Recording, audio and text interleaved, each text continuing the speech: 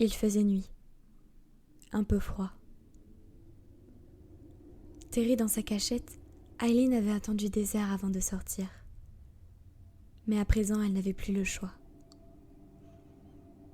Elle devait s'emparer du trousseau de secours qui ouvrait l'accès au puits de mine.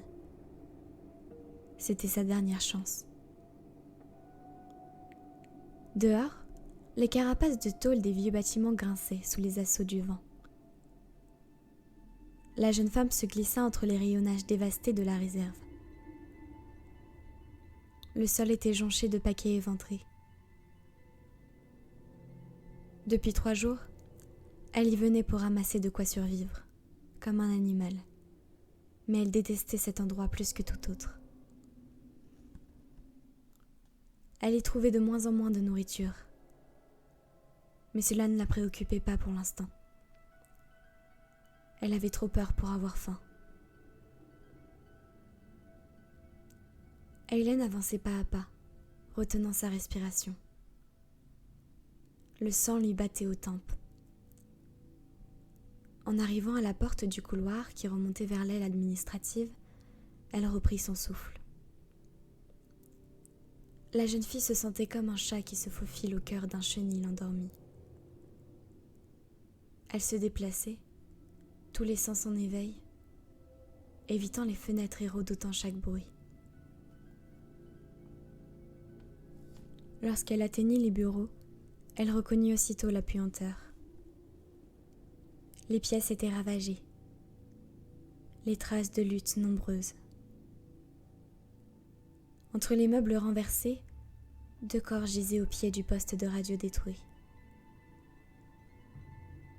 Malgré le froid ambiant, l'odeur de la décomposition commençait à devenir suffocante. En passant près des cadavres disloqués, Aileen frissonna. Les visages figés et les postures trahissaient la violence de ce qui les avait détruits. La jeune femme fit un pas et sentit une flaque poisseuse sous sa chaussure. Elle se dégagea. Le bruit de succion lui souleva le cœur. Une mare de sang à demi coagulé. Elle se mit à trembler. Terrifiée, elle passa de salle en salle, se méfiant de chaque porte entrebâillée, imaginant des yeux diaboliques aux aguets. Elle progressa jusqu'au bureau du directeur.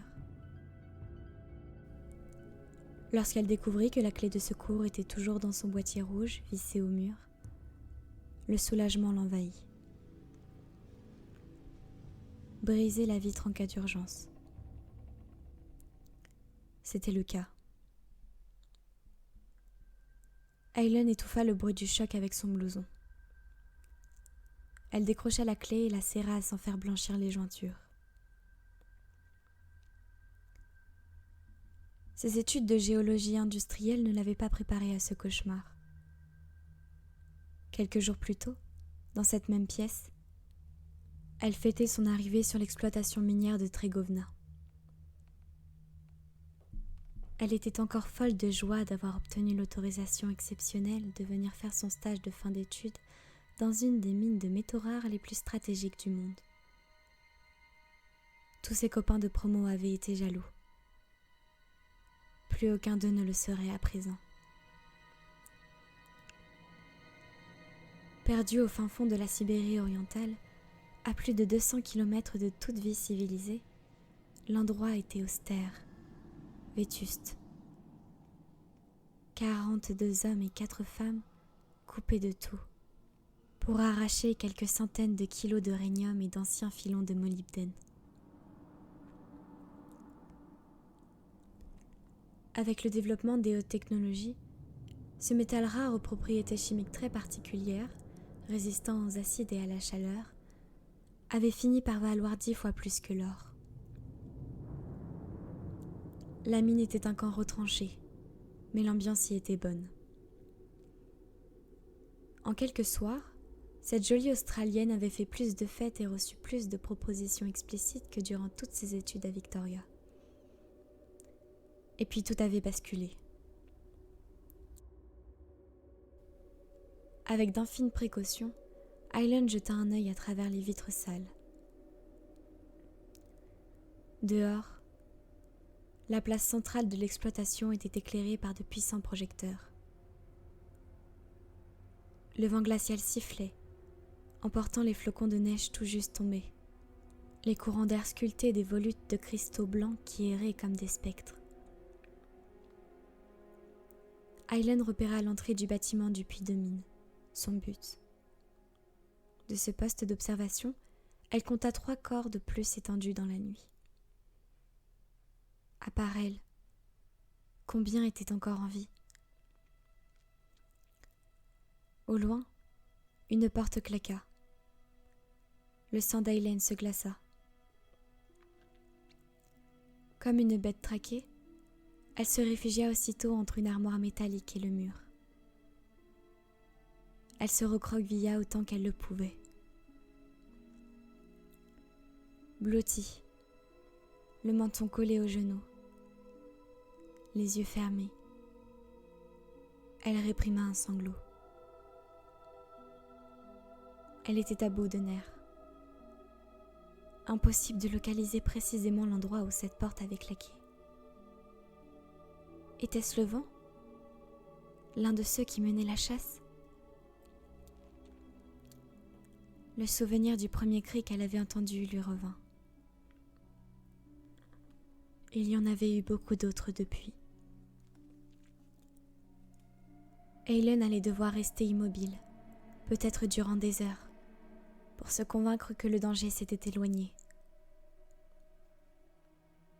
La veille, alors qu'elle cherchait le poste de radio pour donner l'alerte, elle avait entendu un raclement suspect et s'était cachée ainsi.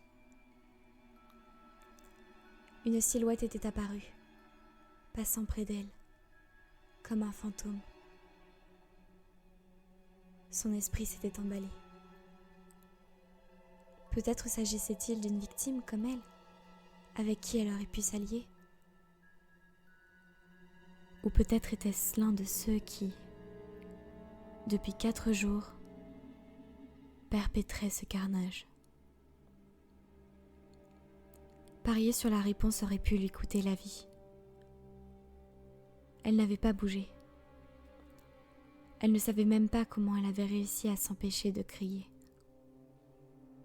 Elle qui, pour une araignée, s'enfuyait en hurlant. Elle qui ne supportait pas les films d'horreur, avait vécu le pire moment de sa vie. Elle était restée prostrée, ne trouvant le courage de regagner sa cachette que peu de temps avant l'aube, lorsque le soleil levant avait compromis la pénombre de sa position. Aylen savait qu'il existait une balise d'alerte radio située à l'entrée de la mine. Le dispositif avait été installé pour envoyer un signal de détresse en cas de catastrophe dans les galeries. Elle ne pouvait plus compter que sur l'arrivée de secours extérieurs pour espérer sortir vivante de cet enfer. Elle retint sa respiration afin de mieux tendre l'oreille. Elle n'entendit rien, hormis le vent qui continuait à mugir dehors, lugubre. Tenant toujours sa clé, elle s'extripa du recoin. À pas feutrés, évitant les débris, chaque nuit plus nombreux, elle gagna le couloir principal et se glissa jusqu'au sas de sortie. Le cœur battant, elle pénétra dedans, s'approcha de la porte extérieure et vérifia par le hublot que la place était déserte. Aucun mouvement. Elle abaissa le levier d'ouverture. L'air froid s'engouffra et affola ses cheveux. Comme si elle allait se jeter à l'eau, Aylen prit une violente inspiration et se mit aussitôt à courir.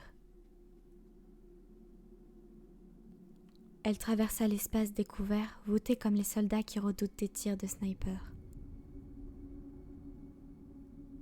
Le sol gelé glissait, et les flocons de neige lui cinglaient le visage. Ne pas s'arrêter. Ne pas céder à la panique.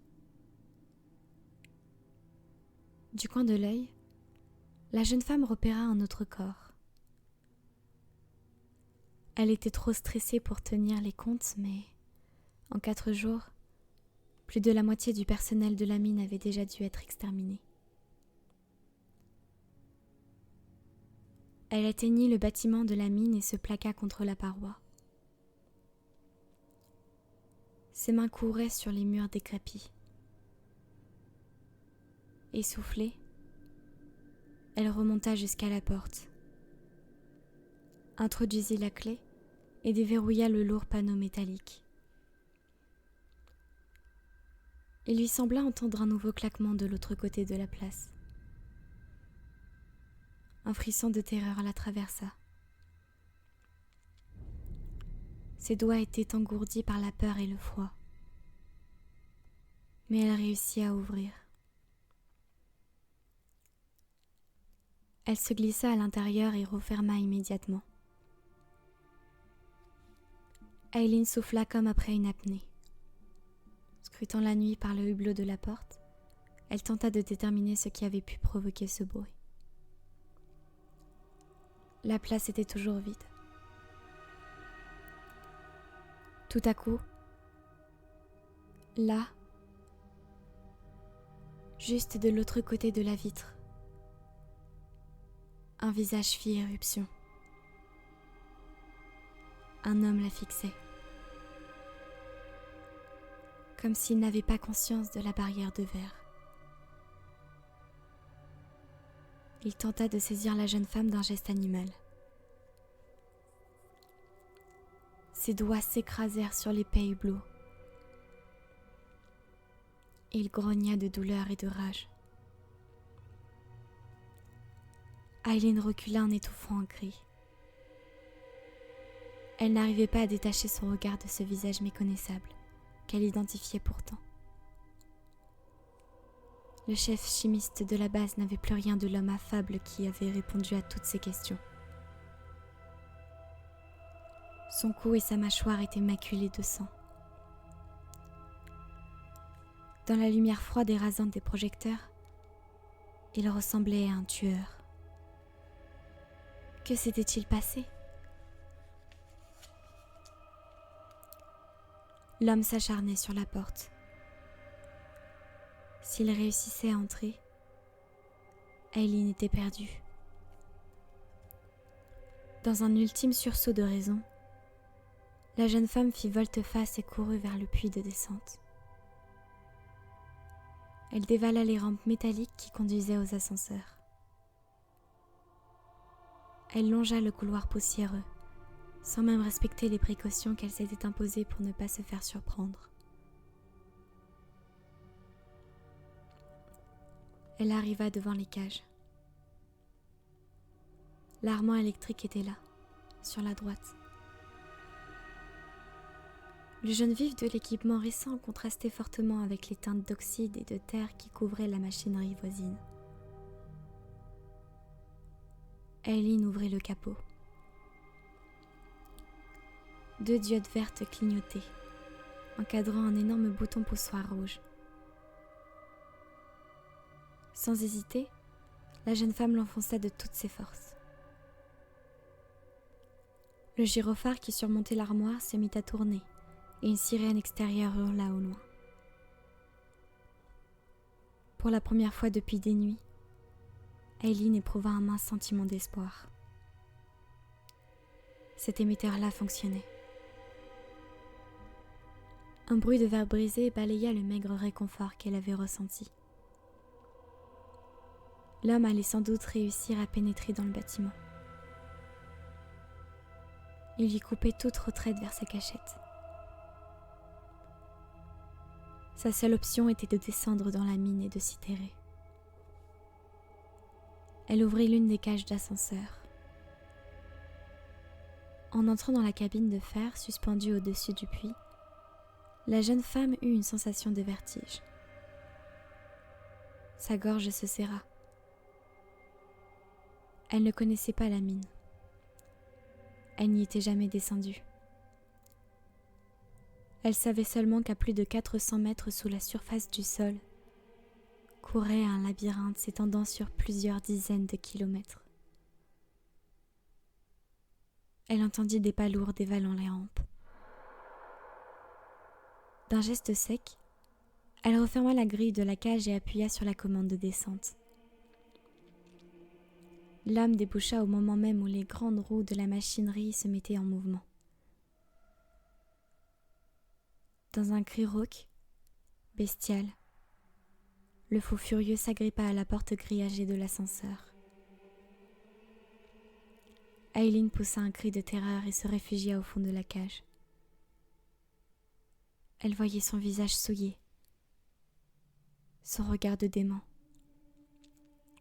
ses doigts comme des griffes tendues vers elle à travers la grille. L'homme hurlait. Les lueurs du gyrophare le rendaient plus effrayant encore. Lentement, la cabine descendit, éloignant Aileen de son assaillant. L'ascenseur plongeait dans l'obscurité de la mine, emportant la jeune femme dans les profondeurs, au cœur d'un souterrain dont elle ne savait qu'une seule chose. Il ne comportait aucune autre issue que celle-là. La seule image qui vint à l'esprit affolé d'Aileen était celle d'un cercueil que l'on descend lentement dans sa fosse. Elle se cramponna au barreau métallique. Elle sanglotait. Presque malgré elle, elle se mit à prier.